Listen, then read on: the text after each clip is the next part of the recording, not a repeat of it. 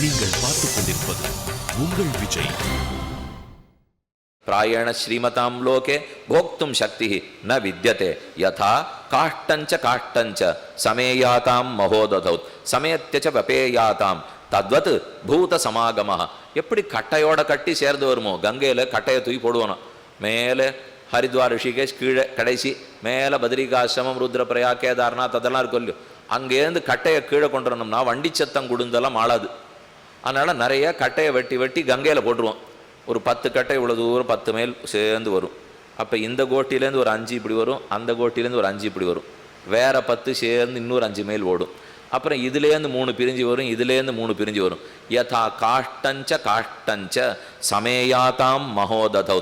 எப்படி இந்தந்த கட்டை மாறி மாறி வருதோ அதே போல் இந்த பிறவியில் இப்போ நாம் சேர்ந்துருக்கோம் இல்லையோ, இதே என் மனைவி போன பிறவி எந்த குடும்பத்தில் இருந்தாலோ, நான் போன பிறவி எந்த குடும்பத்தில் இருந்தேனோ, அப்போது அந்த குடும்பங்கிறது கட்டையோட கூட்டம். அந்த கட்டையிலேருந்து 2 கட்டை இப்படி வருது, இந்த கட்டையிலேருந்து ஒரு கட்டை வருது, இந்த கூட்டத்துலேருந்து ஒரு கட்டை வருது, 4 சேர்ந்து இப்போ புது குடும்பமாக ஒரு 80 வருஷம் ஓட்டுறது. அதுக்கப்புறம் முடிஞ்சு போயிட்டு இதுலேருந்து ஒரு கட்டை அங்கே போய் சேர்றது, அதுலேருந்து ஒரு கட்டை சேர்றது. இவ்வளவுதான் இந்த கட்டை கங்கையில் சேர்ற மாதிரி நீ நானும் சேர்ந்து இந்த வாழ்க்கையை ஓட்டின்னு இருக்கோம். அதனால கீழே போய் சேர்றமானு முக்கியம். மேலே கட்டையை வெட்டி போட்டவன் என்ன யோசிப்பான், எந்த கூட்டத்தோட எந்த கட்டை போச்சுன்னு அவன் கவலை இல்லை. நான் மொத்தம் 1500 கட்டை போட்டேன், கீழே 1500 கட்டை போச்சா, அவ்வளவுதானே அவர் கணக்கு பண்ண போறார். எந்தெந்த கட்டை எந்தெந்த குடும்பத்தோட வந்ததுன்னு அவர் பார்க்க போறாரான்னு. அதை போல சர்வேஸ்வரன், ஓ இத்தனை ஜீவாத்மாக்கள் இங்கே இருக்காளே, நான் சிருஷ்டி அவதாரம் பண்ணியிருக்கேனே, மொத்த கட்டையும் வந்து சேர்ந்துதா என்ன பார்க்க போறார். அந்த வந்து சேர்ந்துதாங்கிறதுக்குள்ள நீ ஒரு அனந்த கோட்டி பிறவி இப்படி அப்படியும் போய்க்கோ, அதை பற்றி ஒன்றும் இல்லை. அது மேலே கங்கையிலேருந்து கீழே வந்து விடறா போலே. ஆனால் கடைசியில் மொத்த கட்டையும் கண்ணனுக்கு வந்து சேர வேண்டும். அது தன் திருவடியில் சேர்ந்துட்டா கணக்கு பண்ணிடுவார். ஆச்சு, இத்தனை கட்டையை போட்டோம், இத்தனை கட்டை வந்தாச்சு, நாம் பண்ண கிருஷி பலித்தது என்ன கொள்ளுகிறான் போலும். யதா காஷ்டஞ்ச காஷ்டஞ்ச சமேயாதாம் மகாததௌ மகோததௌ சமயத்தச்ச வபேயாதாம் தத்வத் பூத சமாகமः. கடைசியில் கொனுத்தேத்ய பிதாராஜன் கொனுத்தேத்ய பிதாமகாः நத்வம் பஷ்யசி தானத்ய நத்வாம் பஷ்யந்தி தேனக. குற்றமற்றவனே, ஆகவே இப்போது உன் தந்தையின் ஒருத்தனை கூறுகிறாயே, அவர் முன்னால் தெரியாது. இப்போது உன்னுடைய அண்ணன் தம்பி துரியோதனன்னு கூறுகிறாயே, அவர் முன்னால் யாருங்கிறது தெரியாது. இப்போ வேணா நீ வாழ வரவுன்னு சொல்லிடுக்கலாம். அப்படின்னா இப்படி வச்சுக்கோ, துரியோதனனை கொன்னுட்டேன், துரோணரை கொன்னுட்டேன், பீஷ்மரை கொன்னுட்டேன், கர்ணனை கொன்னுட்டேன், பாப்பத்தை சம்பாதிச்சுருக்கேன், என் உறவுக்காராளை கொன்னுட்டேன், பாப்பம்னு நீ சொல்கிறியே, ஏன் அப்படி சொல்கிற? இதை தவிர எத்தனை வீரர்களை கொண்டிருக்கிறாய், உன்னுடைய உறவுக்காரர்களே இல்லேவா? அப்போ நீ என்ன பேசுகிற? இப்போ உன் உறவுக்காரனே உனக்கு கல்வி கற்றுக் கொடுத்தவனை கொன்னா பாப்பம், இதை தவிர மற்ற பேரை கொன்னா பாப்பம் கிடையாதா? ஏன்னா அவள் உறவில்லைங்கிற. இப்போ நான் சொல்கிறேன், இவாளே உனக்கு உறவில்லை, எப்படி எனக்கு துரோணர் உறவில்லைன்னு சொல்லுவீர்? எப்படி எனக்கு துரியோதனன் உறவில்லைன்னா? அதுக்கு தானே கட்ட உதாரணம் சொன்னேன். இப்போ இந்த பிறவியில தான் அவர் உனக்கு உறவு, போன பிறவியில் உனக்கு உறவில்லையே. இல்லை எந்த பிறவியில் இருக்கிறவனையும் நான் உறவாக தான் எடுத்துப்பேன்னா. அப்போ அந்த வீரன் மரணம் அடைஞ்சானே அவனையும் உறவுன்னு எடுத்துக்கோ. அப்போ மட்டும் பாபத்தை பற்றி நீ பேசுறது இல்லை, உன் உறவுன்னு நான் மட்டும் பேசுகிறே. இது ரொம்ப அநியாயமா படலை தர்மபுத்திரா உனக்கு? நீயே உன் மனதை குழப்பிக் கொள்ளுகிறாய். இவன் தந்தையும் அல்ல, நீ தனையனும் அல்ல. இத்தேவமாஜ்ஞாய விதேக ராஜா வாக்கியம் சமக்ரம் பரிபூர்ண ஹேது அஸ்மான மாமந்திர விசுத்த புத்தி யயோகிருகம் ஸ்வம் பதி சாந்த சோகா. இப்படி அஸ்மர் என்னும் ரிஷி பேச ஜனகன் திருப்தி அடைந்து, என இதெல்லாம் அஸ்மரும் ஜனகரும் பேசுகிறது. அடிய வாய் வார்த்தைக்காக தர்மபுத்திரன்னு சொல்லிட்டே இருந்தவர் அஸ்மர் ஜனகருக்கு உபதேசிக்கிறார். ஜனகர் தெளிவு ஏற்பட்டு நாட்டுக்கு திரும்ப போனார். இனி காட்டுக்கு போக மாட்டேன்னு திரும்பினார்னு சரித்திரம். இதுக்கப்புறம் தான் 16 ராஜாக்கள் கதை பார்க்க போகிறோம். ஒரு ராஜாவுக்கும் ஏதோ ஒரு விதத்தில் சிறப்பு. ஆனால் இப்போ யாருக்கு உபதேசம் பண்ணுறாலோ, ஒருத்தன் தன்னுடைய பிள்ளை அகால மரணம் அடைஞ்சு விட்டான்னு வருத்தப்படுறான். சிருஞ்சயன் ஒரு ராஜா, அந்த ராஜா அவனுடைய பிள்ளை, அவனுக்கு ஸ்வர்ணிஷ்டிவின்னு பேர். அந்த பிள்ளை 5-6 வயசு இருக்கிறச்சே மரணம் அடைஞ்சுடுறான். அதனால அவர் ஓன்னு துக்கத்தால் பீடிக்கப்பட்டு அழுகிறார். அப்போ நாரதர் வந்து, வேண்டாம், எதுக்கு நீ அழறப்போ, அதை நான் சரிப்படுத்தி கொடுக்குறேன்னு அவருக்கு உபதேசம் பண்ணிருக்கார். இந்த நடந்த உபதேசத்தை கண்ணனே இப்போது கூறுகிறார். நாரதன் உட்காண்டிருக்கார், கண்ணனும் உட்காண்டிருக்கார், எல்லா ரிஷிகளும் அமர்ந்திருக்கா. தர்மபுத்திரன் அவர்கள் நடுவில் தான் அழறார். இப்போ கண்ணன் சொல்றார், ஏற்கனவே நடந்ததை நான் உனக்கு சொல்றேன். அப்போ அவனுக்கு உபதேசம் பண்ணி சிரஞ்சயனுக்கு பதில் சொல்றா, என்ன உன் பிள்ளை போனதை பற்றி இவ்வளோ கவலைப்படுறையே, 5-6 வயசு பிள்ளை தானே போயிட்டான். இப்போ நான் ஒருத்தனை சொல்கிறேன், இவன் போயிட்டானே, அத்தனை பெருமையோடு அவன் இருந்தானே, அந்த பெருமை ஒன்றும் உன் பிள்ளைக்கு இல்லையே. அவனே போயிட்டான், உலகம் அழலையே, நீ ஏன் அழற? இவன் இருந்தானே, இந்த பெருமை அவனுக்கு இருந்ததே. அந்த பெருமை உம்பிள்ளைக்கு இல்லையே, அவனே போயிட்டானே, உம்பிள்ள போயிட்டான், நீ ஏன் அழறே என்று 16 பேர் கதையை சொல்லி 16 பெருமகளை சொல்லி இந்த 16 பேர் மேல ஒன்று கூட உனக்கும் உன் பிள்ளைக்கும் இல்லையே, அப்ப எதுக்கு நீ அழற? அந்த அப்பேற்பட்டவா போனத்தை இந்த உலகம் சமாளிச்சுடுத்தே. இப்ப இதே மாதிரி நமக்கு தெரிஞ்ச எல்லாரையும் ஞாபகப்படுத்திக்கலாம். நம்ம நாட்டில் இருந்த பெரியவர்கள் ஆதிசங்கர பகவத்பாதர் கிளம்பி போனார், ராமானுஜர் கிளம்பி போனார், வல்லபாச்சாரியர் கிளம்பி போனார், மத்வாச்சாரியர் கிளம்பி போனார். இப்பெல்லாம் எப்பவான்னு நம்ம அதை நினைச்சலாம் கவலைப்பட்டு இருக்கோமன்னு? அப்படிலாம் ஒண்ணுமே இல்லை. அவள்லாம் ஆனந்தமா பரலோகத்தை இருக்கா சுவாமின்னு திருப்தியா வர சொல்லிடுவோம். அவளுக்கு நாள் நட்சத்திரம்லாம் கொண்டாடி சக்கர பொங்கல் புளியோதரை பண்ணி பிரசாத விநியோகம் பண்ணி முடிச்சிருவோம். கடைசியில் அவள் கிளம்பி போன அன்னைக்கு இவ்வளவு கோலாகலமாக கொண்டாட்டமானால் சுவாமி அவள்லாம் நன்னு உணர்ந்த ஞானிகள்.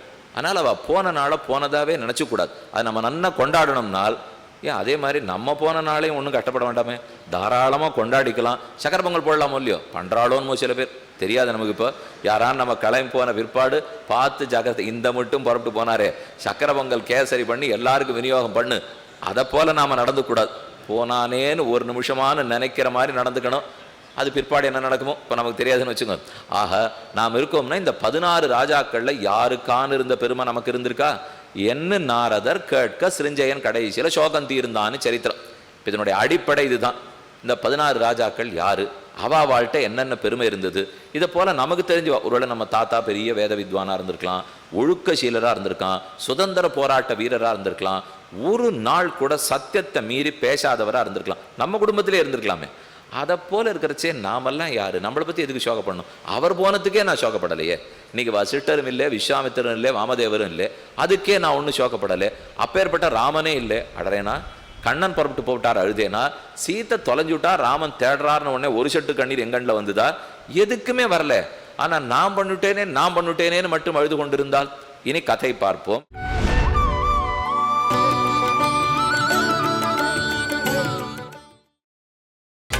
நீங்கள் பார்த்துக் கொண்டிருப்பது உங்கள் விஜய். ஞாதி சோகாபி சந்தப்தா தர்மபுத்திரா பரந்தபா. தர்மபுத்திரன் தன் ஞாதிக்களை அழித்தபடியால் சோகத்துக்கு ஆட்பட்டிருக்கிறான், பங்காளிகளை கொன்றபடியாலே. நாங்கள் எல்லாரும் சொல்ல வேண்டியதை சொல்லி பார்த்துட்டோம். இப்போ அர்ஜுனன் மறுபடியும் கண்ணனே சரண்னு வந்துட்டார். ஏற்கனவே நான் குழம்பினப்போ என் குழப்பத்தை நீதான் தீர்த்தே, இப்போ என் அண்ணனுடைய முறை போல் இருக்கு. என் முறை முடிஞ்சு போச்சு, என் குழம்பம் தெளிஞ்சுது. இப்போ அவர் ரொம்ப குழம்பியிருக்கார். ஆனால் நான் எடுத்து சொல்லி பார்த்தேன், கேட்கல. நீர் சொன்னா தான் கேட்பார் போல் இருக்கு. அப்போ அர்ஜுனன் நினச்சிக்கிறான், உங்ககிட்ட நான் எல்லா குழப்ப தீரத்தையும் கேட்டுனுட்டேனே, இனிமேல் நான் சொன்னால் எல்லாரும் கேட்டுக்க வேண்டியதானே, திரும்ப திரும்ப எதுக்கு உண்மையை கூப்பிடுறா? ஒரு பெரிய சங்கீத வித்வான் இருக்கார், அவருக்கு ரொம்ப நன்னா பாட்டெல்லாம் தெரியும். நல்லா இன்னென்ன ராகம், இன்னென்ன மர்மம், ஸ்வரஸ்தானம் எங்கே வைக்கணும், சஞ்சாரம் எங்கே போகணும் எல்லாம் தெரியும். அவர்கிட்ட கேட்டுப்பா. நிறைய பேர் அவர்கிட்ட பாடம் படிப்பா.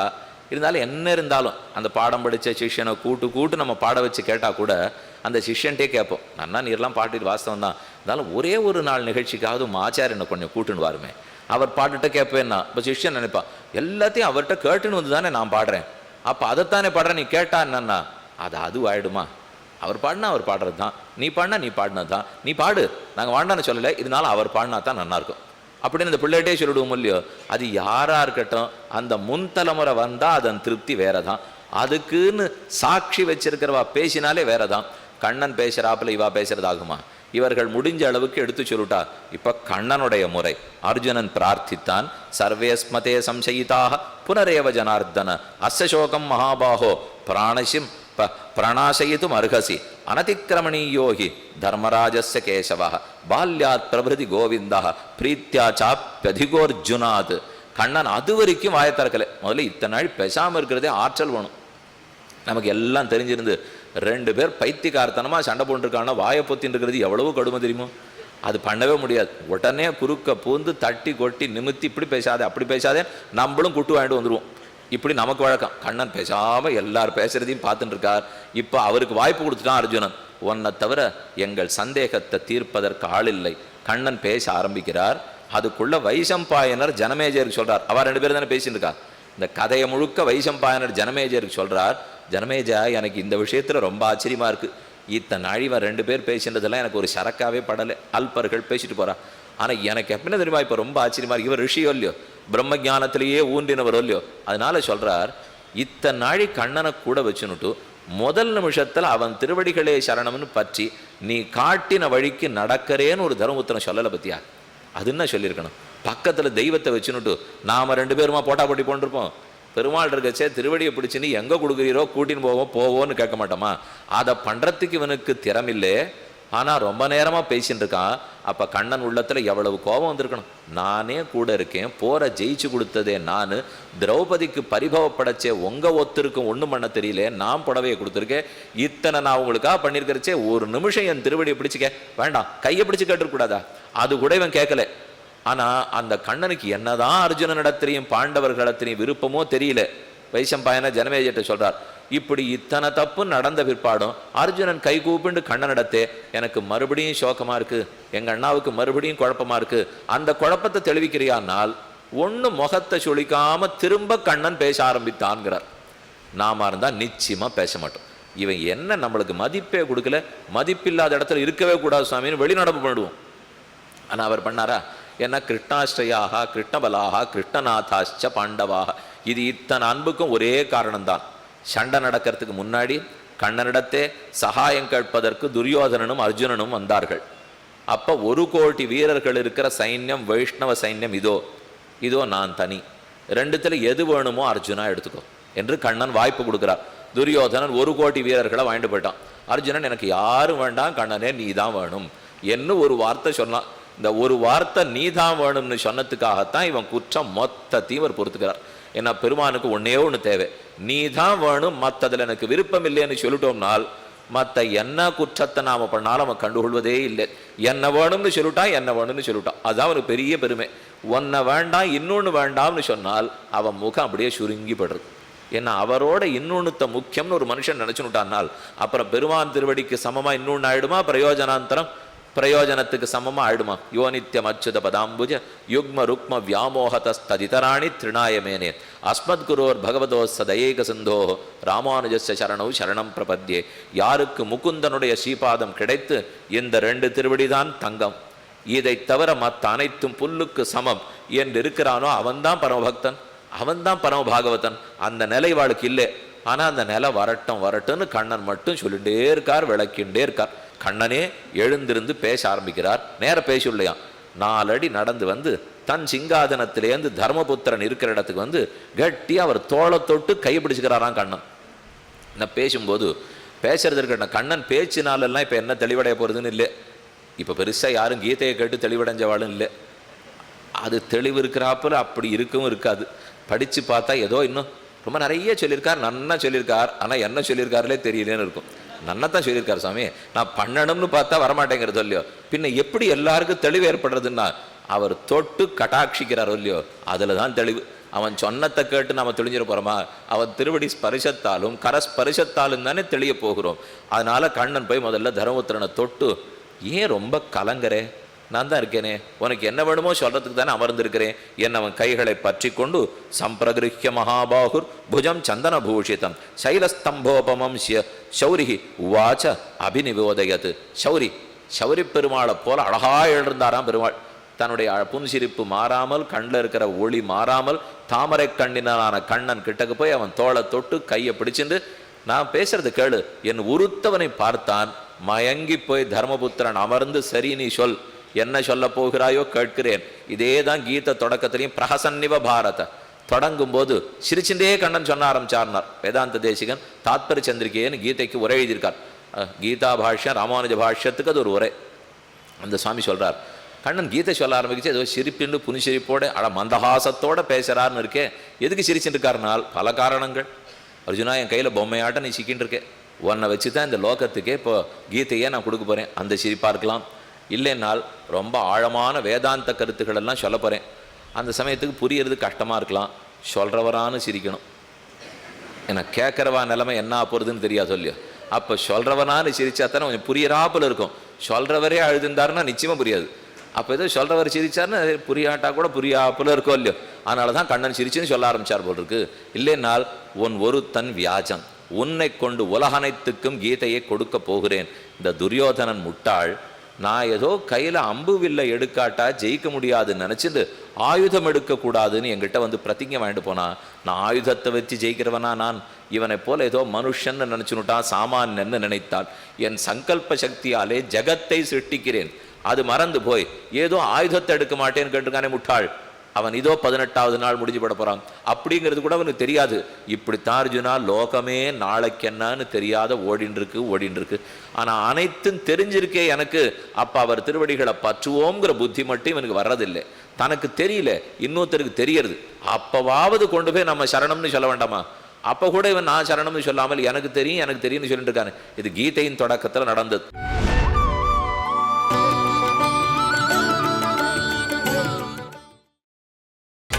நீங்கள் பார்த்துக் கொண்டிருப்பது உங்கள் விஜய். ஸ்வப்னலப்தா யதா லாபாஹ யதாஹ பிரதிபோதனே ஏவம் தே க்ஷத்ரியா ராஜன் ஏவ்யதீதா மகாரணே.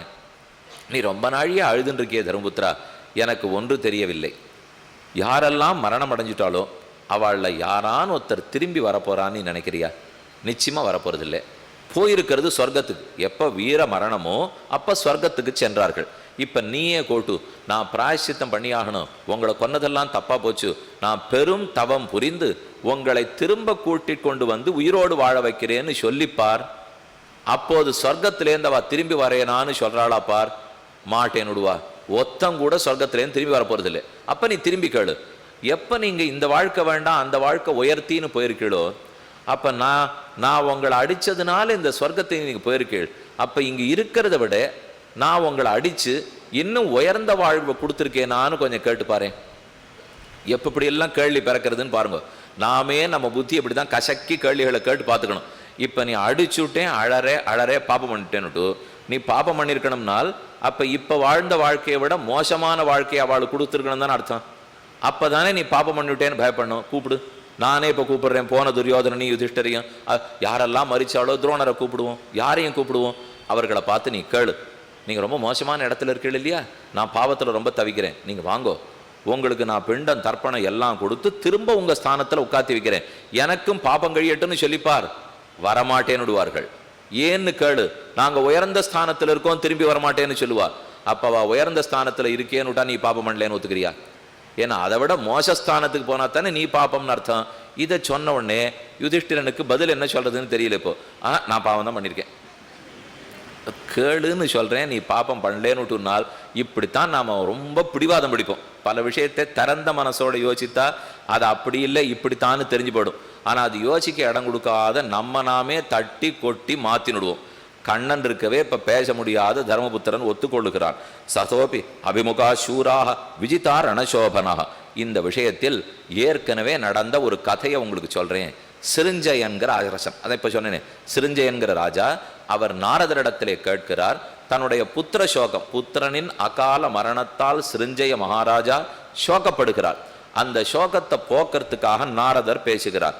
அத்தைவ உதாஹரந்தீம் இமமிதிஹாசம் புராதனம் சிருஞ்சயம் புத்திரசோகார்த்தம் யதாயம் நாரதோப்ரவீத் சுகதுக்கைரஹம் தொஞ்ச பிரஜாஹ சர்வாச்ச சிருஞ்சய ஆவீக்ஷிதம் மருத்தஞ்ச மிருதம் சிருஞ்சய சுஷ்ரும.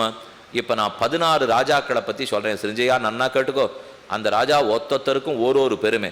முதல் அரசன் மருத்தன் என்னவனுக்கு பெயர். அவீக்ஷிதன்கிறவன் அரசனுக்கு அவன் பிள்ளை. ஆவீக்ஷிதம் மருத்தஞ்ச மிருதம் சிருஞ்சய சுஷ்ரும. அவன் ரொம்ப வசந்த ராஜாவா இருந்தான். அவீக்ஷித்துங்கிற மகாராஜனுடைய பிள்ளை மருத்து. அவனுக்கு என்ன பெருமை? அவர் அப்புறம் என்னானார்? போயிட்டார். இது ஒன்னொன்னுத்தையும் தான் சொல்ல போறார். அவனும் போயிட்டானே. யாரான்னு இன்னைக்கு இருக்காளா? இப்போ பட்டிர் நட்டஹா பாரவசோபி நட்டஹான்னு சம்ஸ்கிருதத்தில் சொல்லுவா. பட்டி பெரிய கவி, பாரவி இன்னும் பெரிய கவி, காளிதாசன் பெரிய கவி, அவெல்லாம் பெரிய கவி இருந்தாலே இன்னைக்கு எங்க இருக்கா? யாருமே இல்லையே. அடரமன்னா. அப்ப இருக்கிறவன் ஒரு நாள் போகத்தான் போகிறான், மிச்ச வாழ்க்கையை ஓட்டித்தான் ஆகணும். நம்ம வீட்லயே இருக்கிறவா போயிட்டாளேங்கிறதுக்காக என்ன கூடவே எல்லாரும் போயிட்டு இருக்குமா? அப்படிலாம் நடக்கிறது இல்லையே. அவள் போயிட்டு வர்றதுக்குள்ளேயே உப்மா தயாராகிடுத்தான்னு தான் வரும். அழைச்சின்னு போகிறச்சே காட்டுக்கு தூக்கின்னு போவா. கிடுக்கிடுன்னு கர்மங்கள்லாம் முடிஞ்சு போயிடும். அங்கிருந்தே தொலைபேசி பறந்துட்டே இருக்கும். என்னென்ன உப்மா ஆகிடுத்தான்னு கேட்டுருப்போம். திரும்பி வந்த அப்புறம் பால் தயாராக இருக்கணும், சூடு பண்ணி வச்சுருக்கணும், சாப்பிடணும், ஓய்வு எடுக்கணும். அவ்வளோதான் 10 நாள். அந்த 10 நாளைக்குள்ளே என்ன காரியமோ தசாகம் முடிஞ்சு போச்சு. அந்த 11ஆம் அன்னைக்கு பிரேத சம்ஸ்காரம் தொட்டான்னா பிரேத பாவமே முடிஞ்சுது. 12வது நாள் அன்னைக்கு சபண்டீகரணம் ஆகி ஸ்ராத்தம் முடிஞ்சு போயிடுச்சுன்னா கிளம்பியே போயிட்டார் அவர். அன்னைக்கு சபண்டீகரணத்தன்னைக்கு இவரை கொண்டு போய் பித்திருக்கள் கோட்டியோட சேர்த்து விட்டுடுறோம். சேர்த்து எடுத்துன்னா மறுநாள் கார்த்தால புதுசு வாங்கிக்கலாம். மாமனார் மாமியார் எல்லாம் வாழ்ந்து கொடுத்துருவா. சுபஸ்வீகாரம் ஆகிடும். இனிமேல் நாள்லேருந்து நிச்சயதார்த்தம். அவ்வளோதானே. இதுக்குள்ளதானே திரும்ப திரும்ப இந்த வாழ்க்கையை தள்ளிட்டு இருக்கோம். இதுக்கு பெரிசா அழறிய ஒம்பிள்ள ஒண்ணும் பண்ணல. இதுல நிஜமா இந்த லோகத்துக்காக சாதிச்சு கொடுத்தவா போனாலே இவ்வளவுதான். இந்த ஒண்ணு சாதிக்காத போன நமக்காக யார் என்ன பாழ போறா? பெரியவா போயிருந்தாள்னா இன்னும் கொஞ்ச நாள் நினைக்கவான்னு நினைச்சுப்போம். அந்த 13ஆம் நாளோட மறந்துவிட மாட்டோம். ஆனா நம்ம போல இருக்கிறவா போனா இத்தனை நாள் காரியம் பண்ணணுமான்னு இவனுக்கு அப்படின்னு அடுத்து லோகமே பேசுறதுக்கு ஆரம்பிச்சிடும். அதுல முதல் அலட்சணை பத்தி சொல்றார். அவனுக்கு பெருமையே யஸ்மின் பிரசாசதி மஹீம் நிருபதௌ ராஜசத்தம அகிருஷ்ட அகிருஷ்ட அகிருஷ்டபட்சா பிருத்திவி விபவௌ சைத்திய மாலினி. இந்த பிருத்திவி அந்த ராஜாவுக்கு எவ்வளவு பிடித்ததா தெரியுமா? ராஜா நிறைய தானம் பண்ணுவார், யஜ்ஞம் பண்ணுவார். அவருக்கு இருந்த பலத்தாலே பூமாதேவி அவரிடத்தில் இருக்கிற பிரீத்தியோடு நீ விதைக்கவே வேண்டாம், நான் முளைச்சு தரேன். மழை பெய்யவே வேண்டாம், நான் பயிர் முளைச்சு தரேன். நீ ஏதும் பண்ண வேண்டாம், நான் சொத்தை கொடுத்துட்டே இருக்கேன். என்ன பூமி மாதா ஏற்றுக்கொண்டாள். பிரஜைகள் அத்தனை பேருக்கு ராஜா வாரி வாரி கொடுத்தான். அப்ப அவனுடைய பெருமை என்ன? அகிருஷ்டவ்யா பிருத்திவி விபவௌ. பிருத்திவி விதைக்காமலே நெல்லு முளைக்கும், மழை பெய்யாமலே நெல்லு முளைக்கும். சைத்தியமாலினி, அவர் எங்கெங்கெங்கெல்லாம் என்னென்ன நெல்லை விதைச்சிருக்காரோ அது பூமாதேவிக்கு ஒரு மாலை போட்டாப்புல வளருமா. நாம ஏதோ ஒரு இடத்துல விளைக்கிறோம், அந்த இடம் தான் அது நமக்கு சொத்தா இருக்கும். ஆனா இந்த ராஜா பார்த்த பார்வத்தன் தேசத்துல எங்கெங்கெல்லாம் விளை நிலங்கள் இருக்கோ அங்கங்க மக்களுக்கு தேவைய நல்ல விளைச்சல் இருக்கட்டும். அவன் மனசால நினைத்தால் பூமி மாதா ஒரு அடிகை போட்டுண்டாப்புல மொத்தத்தையும் விளைச்சு கொடுப்பலாம். அப்படி பூமியோட பேசி வாங்கி கொடுக்கறதுக்கு ஒருத்தன் இருந்தான். அவன் நினைத்தது விளையும், அவன் விதைக்காமலே விளையும், மழை பொழியாமலே விளையும். அவனுக்கு தர்ம ஞானம் வைராக்கியம் ஐஸ்வர்யம் நாலும் உண்டு. சச்சன்மமார சச்சேன்மமார சிஞ்சய சதுர்பத்ர தரஸ்துவயா புத்திராத் புண்ணியதரச்சைவ மா புத்திரம் அனுதப்பியதாக. உன் புள்ள 5 வயசுக்கு போயிட்டானேன்னு நினைக்காதே. உன் புள்ள ஆண்டு இருக்கிறானா, யாகயஜ்யம் பண்ணானா, தட்சணை கொடுத்தானா, அல்லது உன்னுடைய ஆட்சி காலத்தில் பூமி மாதா இப்படி பெற்று கொடுத்தாளா? எதுவும் இல்லையே. ஏதோ போயிருக்கீள், எல்லாரும் போறா, நீயும் போயிருக்க. அதை புரிஞ்சுக்கோ. அந்த ராஜா மரணம் அடைந்ததுக்கு ஆறான்னு இன்னைக்கு சோகப்பட்டாளோ, அவனும் தான் போயிட்டானே, நீயும் தான் போயிட்டே. ரெண்டாவது சுகோத்திரம் செய்வ அதிதனம் அதிதம் மிருதம் சஞ்சய சுஷ்ரும யஸ்மின் ஹிரண்யம் பவருஷே மகவா பரிவத்சரம். ஓர் அரசன் சுகோத்திரன் என்னவனுக்கு பெயர். அவன் பகவான் தேவதைகளை கொடுத்து ஆராதனம் பண்ணி பிரார்த்திக்கிறான். அதிதி சத்காரத்துல நான் தான் பேர் எடுக்கணும். என்ன அதிதி வந்தாலும் இந்த சுகோத்திரனுடைய ராஜ்யத்துக்கு போனால் அதிதிகள் வயிறு வாட மாட்டார்கள். அந்த அளவுக்கு என் நாட்டில் சொத்து இருக்கணும். அதிதி அதிதினா திதி பார்க்காத வர்றவா அதிதி அப்படின்னா சொல்லிட்டு வரமாட்டான்னு அர்த்தம். திதி பார்த்துட்டு வருதுன்னா இன்னைக்கு நாம அண்ணன் தம்பி வீட்டுக்கு போனோம்னாலே கூட்டு வரலாமான்னு கேட்டுக்கணும். கேட்டுன்னு எத்தனை பேர் வருவீள் திரும்பி கேட்பா. இல்லை நானும் அவளும் வர்றதா இருக்கும். குழந்தைய அழைச்சின்னு வர போறியா? ஆமாம் கூண்டு வருவேன். அது பெரியவனு வரானா சின்னவளும் வராளா, 2.5 பேரா 3.5 பேரா இப்படின்னு கேட்டு அதுக்கு சரியா 3/4 அழாக்கா 1 அழாக்கா 1.25 அழாக்கா இதை பார்த்து பண்ணி வைக்கிறதுக்காக இப்போ பரிமாற வர பாருங்க சாதிக்கிறதுக்கு. அப்போ கையில் கரண்டியில் எடுத்துன்னுட்டு இன்னும் வேணுமா அவங்களுக்கு, வேணும்னா சொல்லுங்கன்னு வேண்டான்னு தான் சொல்லுவோம். இப்போ திரும்ப திரும்ப வேணுமா சொல்லுங்க கேட்கறதுலேயே வேண்டான்னு தோணிப்பட்ட சொல்லியோ.